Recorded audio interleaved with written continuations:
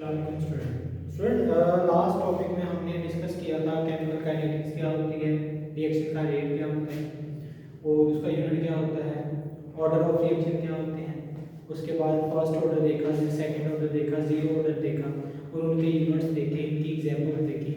आज हम स्टडी करेंगे थर्ड ऑर्डर रिएक्शन।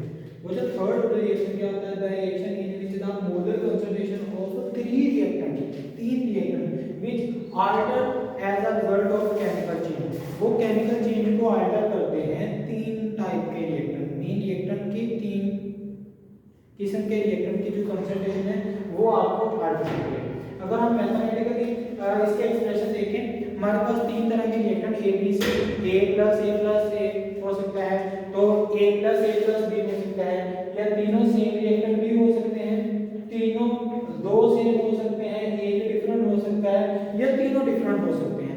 इस तरह की तीन कंडीशन है, तीन सेम रिएक्टेंट हो सकते हैं, दो तरह के रिएक्टेंट हो सकते हैं, तीनों डिफरेंट रिएक्टेंट हो सकते हैं, वो प्रोडक्ट में चेंज होते हैं। अगर बच्चों इनका जो रेट इक्वेशन है वो अगर हम ए की कंसंट्रेशन, बी की कंसंट्रेशन, सी की कंसंट्रेशन के 1 पर पे इफेक्ट आ रहा है, ये तीनों का सम 5 + 1 + 1 = 3 हो जाएगा। ये जो 3 है दैट इज इक्वल टू हमारे पास इस रिएक्शन का ऑर्डर होगा। एग्जांपल में हमारे पास देखिए बच्चों, पहला क्लोराइड है पोटेशियम आयोडाइड के साथ रिएक्ट करता है, तो ये फर्स्ट स्टेप होता है, ये स्लो स्टेप होता है, ये हमारे पास क्या होता है, ferric iodide plus KCl plus हमारे पास क्लोराइड रहता होता है। इसमें हमारे पास देखिए बच्चों, अब यहाँ पे इसकी 1 पावर पे इफेक्ट करता है, इसकी हमारे पास 2 पावर पे इफेक्ट करता है। ये हमारे पास दो तरह के रिएक्टेंट हैं, तो दोनों के एक्सपोनेंट्स का सम इसका 1 है प्लस 2 हमारे पास 3 हो जाएगा। इसका जो ऑर्डर होता है ये तेरा थर्ड ऑर्डर होता है। इसके बाद बच्चों या देखिए हम नाइट्रोजन ऑक्साइड है, इसमें क्लोरीन के साथ रिएक्शन करेगा तो हमारे पास जो नाइट्रस क्लोराइड बनता है, तो यहाँ पे हमारे पास इसके जो के की वैल्यू है रेट में हमारे पास नाइट्रोजन ऑक्साइड की 2 पावर, क्लोराइड के क्लोरीन की 1 पावर में इफेक्ट करता है, 2 + 1 हमारे पास 3 होता है। मतलब यूनिट ऑफ के के यूनिट क्या होगा, रेट होगा कंसंट्रेशन ऑफ तीनों टाइप के रिएक्टेंट्स होगी, मोल पर डेसिमीटर क्यूब, मोल पर डेसिमीटर क्यूब, मोल पर डेसिमीटर क्यूब। तो हमारे पास एक मोल पर डेसिमीटर क्यूब तो कैंसिल हो जाएगा, पीछे हमारे पास ये मोल पर डेसिमीटर क्यूब, मोल पर डेसिमीटर क्यूब पर मोल का स्क्वायर, ये हमारे पास ऑलरेडी पर स्क्वायर, यहाँ पे डेसिमीटर क्यूब की पावर 6 हो जाएगी, ये वापस साइड पे डेसिमीटर क्यूब की पावर 6 हो जाएगी। अब थर्ड वाले रिएक्शन में के का यूनिट होता है डेसिमीटर क्यूब की पावर 6 पर मोल का स्क्वायर एंड पर सेकंड, ये हमारे पास होता है। कुछ इंटीजर्स में तो तीनों जीरो ऑर्डर है, फर्स्ट ऑर्डर, सेकंड ऑर्डर या थर्ड ऑर्डर में के का यूनिट लास्ट में पूछता है, ये आपके एमसीक्यूज में भी लास्ट में पूछेगा। तो हम एक जनरल सा फार्मूला ड्रा करते हैं जिससे हमें किसी भी रिएक्शन का जो रेट है उसकी डिटरमिनेशन आसान हो। तो अगर हम देखें के यूनिट ऑफ के = 1 ओवर कंसंट्रेशन की पावर n - 1 मल्टीप्लाई बाय पर सेकंड। अब यहाँ पे कंसंट्रेशन मोल पर डेसिमीटर क्यूब है, अगर हमारे पास n की वैल्यू को 0 पुट करते हैं तो मोल पर डेसिमीटर क्यूब की पावर -1 है, ये ऊपर अब साइड में मल्टीप्लाई होगा, यहाँ पे ये माइनस, यहाँ पे हमारे पास क्या है 0 - 1, यहाँ पे हमारे पास क्या हो जाएगा मोल पर डेसिमीटर क्यूब पर सेकंड सेम हो ही रहेगा। अगर यहाँ पे 1 - 1 0 हो जाएगा, कंसंट्रेशन की पावर 0 तो जस्ट पर सेकंड आ जाएगा। अगर यहाँ पे 2 - 1 -1 हो जाएगा, 1 हो जाएगा पॉजिटिव का, ये नेगेटिव जो पॉजिटिव है ना वापस साइड में मल्टीप्लाई होगा डेसिमीटर क्यूब की पावर 3 पर मोल पर सेकंड। अगर इसकी पावर हम थर्ड ऑर्डर रिएक्शन लेते हैं तो यहाँ पे 3 - 1 2 हो जाएगा, मोल की -2, डेसिमीटर क्यूब की पावर 6 हो जाएगी, डेसिमीटर 6 आ जाएगा और हमारे पास पर सेकंड हमारे पास थर्ड ऑर्डर का यूनिट आ जाएगा। ये फॉर्मूला बच्चों आप याद रख लें, इससे आप किसी भी ऑर्डर, जीरो ऑर्डर है, फर्स्ट ऑर्डर है, सेकंड ऑर्डर है या थर्ड ऑर्डर, उसके के की वैल्यू को आप इजीली आइडेंटिफाई कर सकते हैं। उसके बाद था बच्चों फ्रैक्शनल ऑर्डर, हमने देखा था फ्रैक्शनल ऑर्डर क्या होते हैं, किसी भी रिएक्शन का जो ऑर्डर है जो जिसमें हमारे पास फ्रैक्शनल फॉर्म में आती है। फॉर एग्जांपल हमारे पास क्लोरोफॉर्म है, क्लोरोफॉर्म का रिएक्शन हम करते हैं NaCl3 का क्लोरीन के साथ रिएक्शन करते हैं तो कार्बन टेट्राक्लोराइड प्लस हमारे पास HCl बनता है। अब इसका जो रिएक्शन का रेट है क्लोरोफॉर्म की पावर 1 पे और क्लोरीन की पावर हाफ पे मीन एक मॉलिक्यूल पे इफेक्ट कर रहा है, तो यहाँ पे हमारे पास 1 + half that is equal to 1.5 mean इसका जो ऑर्डर होगा वो हमारे पास 1.5 है, that is in fraction form. तो ऐसे रिएक्शन में हमारे पास जो ऑर्डर होता है वो फ्रैक्शन फॉर्म उसको हम कहते हैं फ्रैक्शन ऑर्डर। उसके साथ ही कुछ मॉलिक्यूलैरिटी। मॉलिक्यूलैरिटी क्या होती है, किसी भी रिएक्शन की आरडीएस में रेट डिटरमिनिंग स्टेप में जितने नंबर ऑफ मॉलिक्यूल पार्टिसिपेट करते हैं दैट इज नोन एज मॉलिक्यूलैरिटी। अब वो हमारे पास फ्रैक्शन नहीं होती, वो प्योर नंबर होता है, या 1 होगी, 2 होगी, 3 होगी। अब यहाँ पे हमारे पास क्या है, इसकी मॉलिक्यूलैरिटी 2 तरह के मॉलिक्यूल से पार्टिसिपेट कर रहे हैं, इसकी मॉलिक्यूलैरिटी 2 होगी, ठीक है, वहां पे फ्रैक्शन नहीं होती। मॉलिक्यूलैरिटी आरडीएस में कितने नंबर ऑफ मॉलिक्यूल पार्टिसिपेट कर रहे हैं, वो नेगेटिव ही नहीं होती, वो हमेशा पॉजिटिव होगी और 1 2 3 होल नंबर की फॉर्म में होगी। उसके बाद बच्चों half life period. Half life period mean वो पीरियड जिसमें हाफ ऑफ रिएक्टेंट प्रोडक्ट में कन्वर्ट हो जाए, वो टाइम जिसमें हाफ रिएक्टेंट प्रोडक्ट में कन्वर्ट हो जाए उसको कहते हैं half life period. Half life जो होती है बच्चों time required to convert the 50% of reactant into product. For example decomposition of N2O5, N2O5 जब डिकम्पोज होता है तो उसका जो हाफ होते हैं मीन हाफ 24 मिनट में उसकी कंसंट्रेशन हाफ रह जाती है एट 45 सेंटीमीटर। पहले इसकी कंसंट्रेशन 0.1 मोल पर डेसीमीटर की थी, 24 के बाद इसका हाफ 0.05 हो जाएगी। नेक्स्ट 24 मिनट में इसकी ये यहाँ पे आएगी सेकंड हाफ है, ये सेकंड हाफ लाइफ में 48 मिनट हो जाएगी, इसकी कंसंट्रेशन 0.025 हो जाएगी। नेक्स्ट थर्ड हाफ लाइफ में इसकी जो कंसंट्रेशन है 0.0125 हो जाएगी। मीन ऐसा पहला हाफ हुआ कंसंट्रेशन अगर 1 kg था, पहले हाफ लाइफ के बाद उसकी हाफ रह जाएगी, अलग लो हाफ kg रह जाएगी। अब हाफ kg की सेकंड हाफ लाइफ के बाद 0.225 kg या 250 ग्राम रह जाएगी। थर्ड हाफ लाइफ के बाद 125 ग्राम रह जाएगी। इसी तरह जितनी हाफ लाइफ होगी उस हाफ लाइफ से उसका आधे रिएक्टेंट जो होंगे वो रह जाएंगे। उसके बाद डिसइंटीग्रेशन ऑफ यूरेनियम 92, यूरेनियम 235 उसकी डिसइंटीग्रेशन होती है बच्चों। इसकी जो हाफ लाइफ होती है ये 7.1010 की पावर 8 ईयर होती है। हम इसको क्या कहते हैं 710 मिलियन ईयर्स। मीन 1 केजी अगर आपके पास यूरेनियम है 710 मिलियन ईयर के बाद उसकी जो मॉलिक्यूल की कंसंट्रेशन है वो आधा किलो रह जाएगी। नेक्स्ट 1420 सालों के बाद उसकी कंसंट्रेशन 1 पाउ या 250 ग्राम रह जाएगी। उसके बाद 2130 सालों के बाद मिलियन ईयर्स के बाद उसकी जो कंसंट्रेशन है वो हमारे पास 125 ग्राम रह जाएगी। इतनी ज्यादा उसकी हाफ लाइफ है, इतने ज्यादा यूरेनियम का रेडिएशन का फैक्टर रहता है, इसी वजह से कि जो हमारे पास इसकी हाफ लाइफ बहुत ज्यादा होती है। उसके बाद बच्चों हाफ लाइफ का ऑर्डर ऑफ रिएक्शन के साथ क्या फैक्ट है, क्या तलब है। Half life period of any order of reaction is inversely proportional to the initial concentration raised to the power 1 less than of the order of reaction। Mean जो half life है वो उसकी जो कंसंट्रेशन की इनवर्सली प्रोपोर्शनल में जो उसका and है that is represent by order का 1 हाफ के रेशियो इक्वल आता है। T half is equal to half life और n is equal to order of reaction, A is the initial concentration। यहाँ जो बच्चों ये इसके प्रोपोर्शनल होते हैं, इनवर्सली प्रोपोर्शनल इक्वल नहीं होता है, इनवर्सली प्रोपोर्शनल होता है। यहाँ पे हमारे पास T half is equal to 1 over, अगर हम कहते हैं फर्स्ट ऑर्डर रिएक्शन है तो 1 - 1 तो कंसंट्रेशन की पावर 0 हो जाएगी। तो अगर इसको इक्वालिटी में चेंज करते हैं यहाँ पे 1 आ जाएगा तो 0.693 ओवर के जो है ये हमारे पास हाफ लाइफ की वैल्यू होगी फर्स्ट हाफ लाइफ की। और वो जो सेकंड हाफ लाइफ जो है इसमें सेकंड हाफ लाइफ की वैल्यू 1 - 2 - 1 हो जाएगी, a की वैल्यू 1 है तो इसको इक्वालिटी में चेंज करेंगे 1 ओवर k आ जाएगा। उसके बाद बच्चों थर्ड हाफ लाइफ है t हाफ = 1 ओवर n की पावर 1 n की प्लेस पे 3 आ जाएगा, 3 - 1 यहाँ पे हमारे पास 2 हो जाएगा। यहाँ पे हमारे पास थर्ड हाफ लाइफ जो है 1 ओवर a का स्क्वायर इक्वालिटी में चेंज करेंगे 1 ओवर k के साथ मल्टीप्लाई करेंगे 1.5 ओवर k इसका प्रोपोर्शनैलिटी कांस्टेंट है। यहाँ पे प्रोपोर्शनैलिटी कांस्टेंट 0.693 ओवर k है, यहाँ पे 1 ओवर k प्रोपोर्शनैलिटी कांस्टेंट है। इक्वालिटी में चेंज करें प्रोपोर्शनैलिटी कांस्टेंट है, ये इनकी डेरिवेशन है जिससे आप फर्दर अगर आप हायर लेवल पे केमिस्ट्री पढ़ेंगे तो आपको उसकी ये काइनेटिक्स को पढ़ेंगे तो फर्दर आपको पता चलेगा ये जो वैल्यूज हैं ये हमारे पास कैसे आ रहे हैं। उसके बाद दोस्तों क्वेश्चन नंबर 8 का थर्ड पार्ट था कि अगर हमारे पास कोई रिएक्शन है जो हाइपोथेटिकली हमारे पास फर्स्ट ऑर्डर है, हमने इसको कंसीडर किया ये हमारे पास फर्स्ट ऑर्डर ही है, उसके 50% जो है वो हमारे पास कंसंट्रेशन है, मेन पहली हाफ लाइन गुजरेगी। The reactor is complete in 1 hour and remaining 50% need to 1 more 1 hour to complete it justify. क्या जो बाकी हमारे पास 50% है उसको भी कन्वर्ट करने के लिए, उसको भी मुकम्मल होने के लिए, रिएक्शन को 100% कंप्लीट होने के लिए भी 1 घंटा चाहिए। तो आंसर क्या है? नो।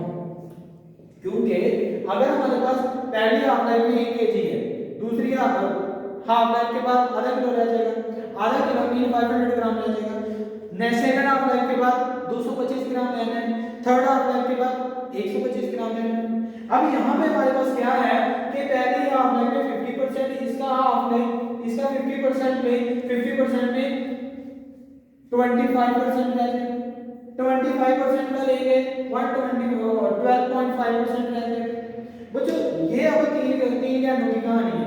इसका मतलब जो रिएक्शन को मुकम्मल होने के लिए 100% उसको कंज्यूम होने के लिए आपको कितना कई घंटों की जो टाइम रिक्वायर्ड है अगर रिएक्शन को मुकम्मल, अभी तक यहाँ पे 87.5% जो है कंप्लीट हुआ है, उसको कंप्लीट होने के लिए 100% तो काफी टाइम की, जो काफी घंटों की जो हमारे पास जरूरत है। In order to complete the 100% complete the reaction many hours are required to complete it। उसके बाद बच्चों RDS रिएक्टेड ड्राइविंग स्टेप, इसमें हमने ऑलरेडी पहले ही बात की थी। RDS होता क्या है? किसी भी रिएक्शन का जो स्लोएस्ट स्टेप होता है जो रिएक्शन के रेट को डिटरमाइन करता है उसको कहते हैं RDS। The RDS of a reaction control the rate of the reaction. ये जो स्टेप है ये हमें किसी भी रिएक्शन के जो रेट को कंप्लीट करता है। The slowest step of the reaction, सबसे slow step, reaction complete in many step but the slowest step is known as RDS। एक रिएक्शन में एक से ज्यादा स्टेप में हो सकते हैं, जो सबसे उसमें स्लो होता है वो हमारे पास RDS होगा। RDS जो होता है वो ओवरऑल रिएक्शन के रेट को कंट्रोल करता है। जो बच्चों RDS होता है the number of molecule in RDS जो होता है वो उसकी मॉलिक्यूलरिटी को डिटरमाइन करता है। उस रिएक्शन के ऑर्डर को भी किसने डिटरमाइन करना है, वो भी हमारे RDS स्टेप में होगा। appears in the rate equation। For example हमारे पास नाइट्रोजन डाइऑक्साइड है, ये कार्बन मोनोऑक्साइड के साथ रिएक्ट करती है, तो यहाँ पे हमारे पास nitrogen oxide plus carbon dioxide बनता है। तो इसका अगर हम रेट देखें तो ये जो रेट होता है ये जस्ट कंसंट्रेशन इसकी सेकंड पावर पे इफेक्ट करता है। रेट तो उसका 2 है लेकिन वो कार्बन मोनोऑक्साइड की कंसंट्रेशन पे डिपेंड नहीं कर रहा। क्यों नहीं कर रहा? कि पहले में नाइट्रोजन प्लस नाइट्रोजन के मॉलिक्यूल आपस में रिएक्ट करते हैं, nitrogen trioxide plus nitrogen oxide बनता है। अब ये स्लो स्टेप है, इस स्लो स्टेप में दो नाइट्रोजन के मॉलिक्यूल पार्टिसिपेट कर रहे हैं, इसी वजह से जो इसका जो रेट है वो हमारे पास सेकंड ऑर्डर होता है और इसके रेट इक्वेशन में इसकी मॉलिक्यूलरिटी 2 है, इसके दो मॉलिक्यूल पार्टिसिपेट कर रहे हैं। नेक्स्ट स्टेप में क्या होगा, NO3 जो है ये कार्बन मोनोऑक्साइड के साथ रिएक्ट करेगा, दोबारा नाइट्रोजन ऑक्साइड का मॉलिक्यूल बनाएगा प्लस हमारे पास कार्बन डाइऑक्साइड बनेगी। ओवरऑल जो हम देखेंगे तो ओवरऑल में हमारे पास ये तो हमारे पास प्रोडक्ट में बन रहा है, प्रोडक्ट में बन रहा है, इसी वजह से हमने दोनों में हमने एक मॉलिक्यूल लिखा हुआ है। उसके बाद determination of the rate of reaction, किसी भी रिएक्शन के केमिकल इक्वेशन का रेट को कैसे डिटरमाइन करते हैं। वो जो रेट को डिटरमाइन करने के लिए change in concentration with respect to time, concentration की चेंज मोल पर डेसीमीटर क्यूब पर सेकंड है, मोल पर डेसीमीटर ये हमारे पास रेट का यूनिट है। अच्छा वो जो मेजरिंग करते हैं हम बाय ग्राफिकल मेथड से करते हैं। जो हमारे पास रेट है ये डिक्रीज करता है with the passage of time when because reactant की कंसंट्रेशन डिक्रीज कर रही है पर प्रोडक्ट की कंसंट्रेशन डिक्रीज कर रही है। तो रिएक्टेंट का जो रेट है वो क्योंकि कंसंट्रेशन पे डिपेंड है, पैसेज ऑफ टाइम के साथ कंसंट्रेशन डिक्रीज होती है तो रेट भी डिक्रीज होता है। सो प्लॉटेड अ ग्राफ, अगर हम एक्स एक्सिस में लें तो टाइम लेते हैं, वाई एक्सिस में हम कंसंट्रेशन लेते हैं। तो हमने क्या किया, ये ग्राफ ड्रा किया हाइड्रोजन आयोडाइड की फॉर्मेशन के H2 प्लस I2 के साथ एट 508 सेल्सियस ग्रेड पे। फर्स्ट 50 सेकंड में जो कंसंट्रेशन हमारे पास जो हमारे पास 0.0284 मोल पर डेसीमीटर क्यूब है, 300 से 350 के दरमियान जो है वो हमारे पास जो रेट आ रहा है वो 0.03 मोल पर डेसीमीटर क्यूब है। इतना विद रिस्पेक्ट टू टाइम क्या हो गया बच्चों, वो कंसंट्रेशन जो है वो हमारे पास डिक्रीज हो गई, इंक्रीज हो गई है। ये हमारे पास आयोडाइड की बात कर रहे हैं,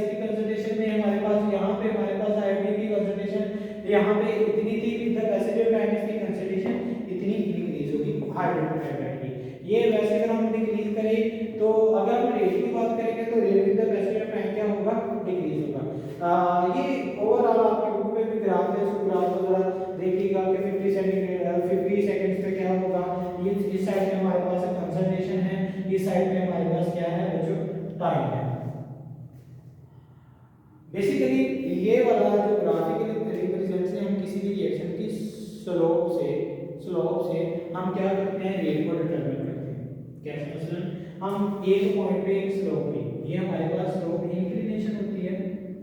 यहाँ पे हमने एक इंक्लिनेशन को ड्रा किया, दो पॉइंट्स को सेलेक्ट किया, उनके दरमियान में कंसंट्रेशन को डिफरेंस ढूंढ करना है। स्लोप क्या होती है बच्चों? स्लोप होती है इंक्लिनेशन मीन tan थीटा। इसका हम tan थीटा रेक्टिफाई करना चाहते हैं। tan थीटा किसके बराबर होता है? tan theta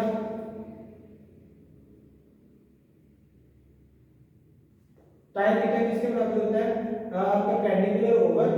perpendicular over base. Perpendicular क्या है? Change in concentration. तो बेस क्या है? Change in time. ना मीन यहां से दोनों के दरमियान जो कंसंट्रेशन चेंज हो रही है वो हमारे पास 0.027 है, ये वाली इन दो पॉइंट्स के दरमियान, यहां से यहां दो पॉइंट्स के दरमियान।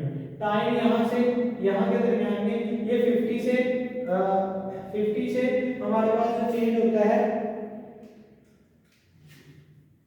ये हमारे पास नॉर्मल आपके क्योंकि यहाँ पे हमने जो नंबरिंग है वो रिलेटिव इस हिसाब से की हुई है। यहाँ पे हमारे पास यहाँ पे लेट्स सपोज 100 है, यहाँ पे हमारे पास 150 है, तो ये आगे मूव कर रही है। मीन इनका जो टाइम डिफरेंस है वो हमारे पास 110 है। 110 है, इन दोनों की जो रेशियो आएगी तो उससे हमारे पास 2.5 और 10 की पावर -4 मोल पर डेसीमीटर पर सेकंड है। ये हमारे किसी भी रिएक्शन का इस तरह हम रेट निकाल सकते हैं। उसकी ग्राफिकली रिप्रेजेंट से स्लोप ड्रा करते हैं, स्लोप से हम दो पॉइंट लेते हैं, दो पॉइंट से हम डिफरेंस से हम क्या कर सकते हैं, रेट निकाल सकते हैं। उसके बाद बच्चों अदर मेथड है कुछ जिसमें हमारे पास दो तरह के मेथड इस्तेमाल किए जाते हैं, एक फिजिकल मेथड है, केमिकल मेथड है।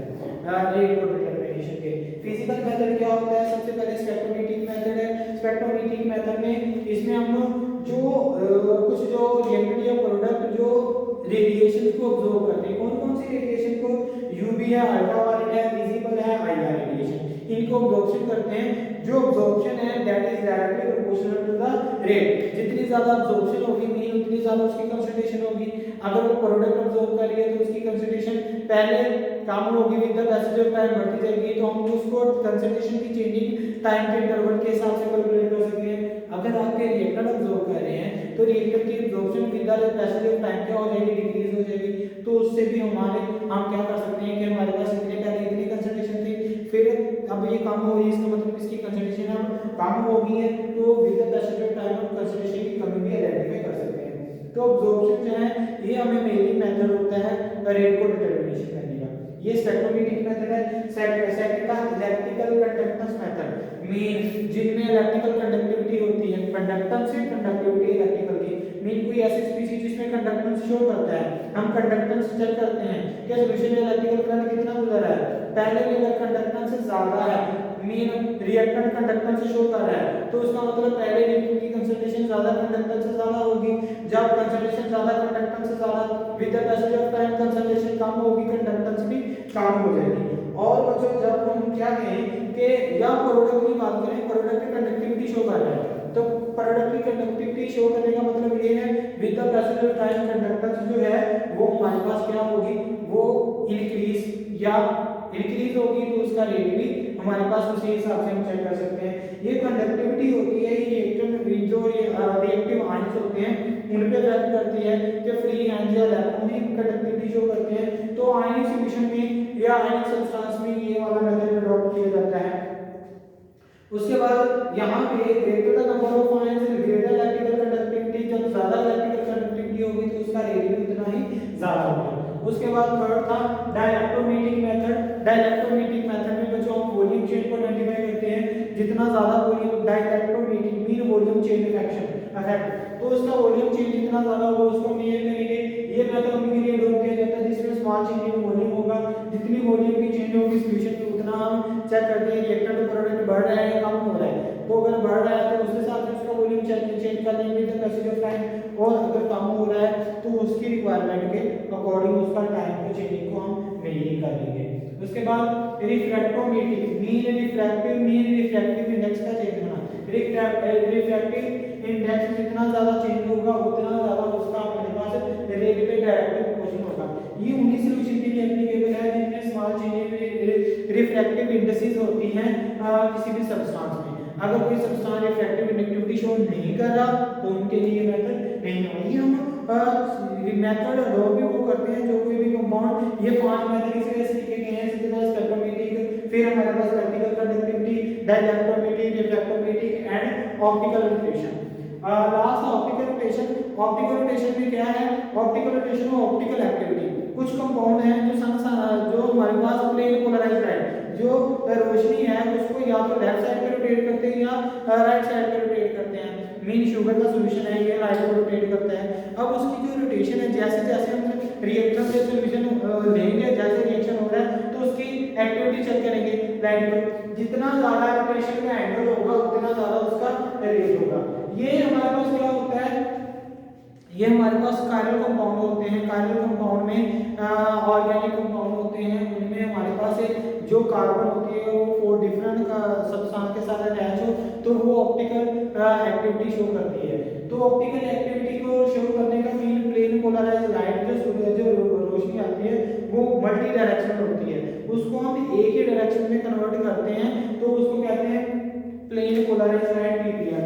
Only applicable on optical active reactor का प्रोडक्ट विच ऑप्टिकली एक्टिव, जो प्लेन पोलराइज्ड लाइट को रोटेट करते हैं।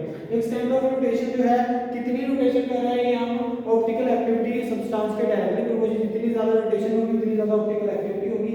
बच्चों एक इंस्ट्रूमेंट होता है पोलैरिमीटर, ये ऑप्टिकल एक्टिविटी को रोटेशन के एंगल को चेक करने के लिए इस्तेमाल किया जाता है। ये प्लेन पोलराइज्ड लाइट को क्या करता है, कंपाउंड में रखते हैं ट्यूब में, वहां पे हम प्लेन पोलराइज्ड लाइट का करवाते हैं और रोटेशन एंगल की चेकआउट करते हैं। उसके बाद था केमिकल मेथड। ये मेथड यूज किया जाता है एनालाइज करने के लिए रिएक्टर और प्रोडक्ट को केमिकली, मैकेनिकल मेथड से।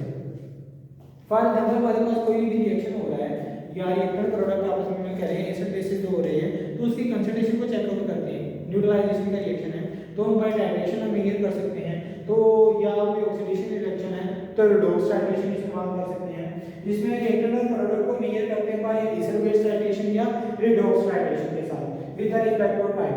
फॉर एग्जांपल हमारे पास हाइड्रोलाइसिस ऑफ इथाइल एसीटेट है, इसको इथाइल एसीटेट है, इथाइल एसीटेट है,